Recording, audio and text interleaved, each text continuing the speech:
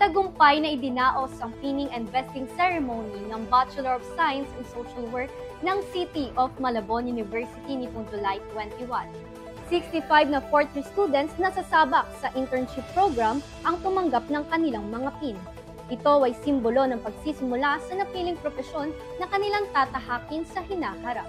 Dumalo sa seremonya sina Malabon City Mayor Jeannie Sandoval, University President Dr. Glenn D. Vidaleon, Vice President for Academic Affairs Dr. William D.C. Enrique, Vice President for Research, Development and External Affairs, and Vice President for Administration and Finance Dr. Porfirio Catolico Jr.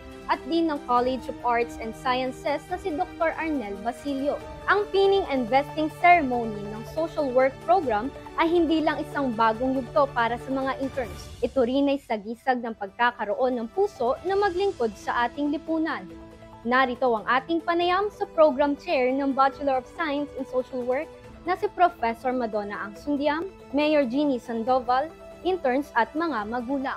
Sa lahat ng interns, bawal lang sumuko, pwedeng mapagod, pero bawal tumigil. Kasi sabi ko nga, tayo bilang isang future registered social worker, buhay yung hawak natin, hindi lugaw. Kada proseso na pagdadaanan natin, kailangan lang natin i-serve with dignity, with integrity, and with pride lahat ng gagawin natin. Lubos na lubos ang aming suporta rito.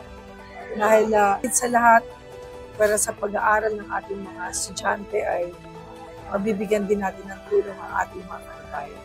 So sa muli, congratulations at ipagpatuloy nyo ang inyong pagtatrabaho, ang pag-i-intern na may puso at malasakit.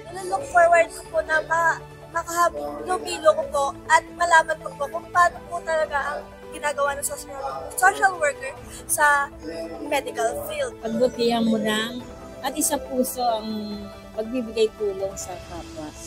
Dahil ang social work ay walang kapalit. Hindi ka mag-iintay ng kapalit. Dahil ang Panginoon ang magbibigay sa iyo.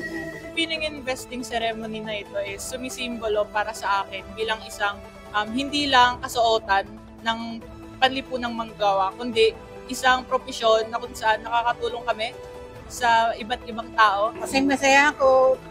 Yan ang napili yung prosesyon kung anong gusto niya, so supportahan ko naman siya. Magiging guidance siya for us and para din malaman namin kung if this kind of work or environment, yung handa na ba talaga kami para dito or ito ba talaga yung para sa amin. Alam kong hindi naging madali para sa iyo, hindi rin madali para sa amin, but I'm always pray to God na kaya mo, kaya natin.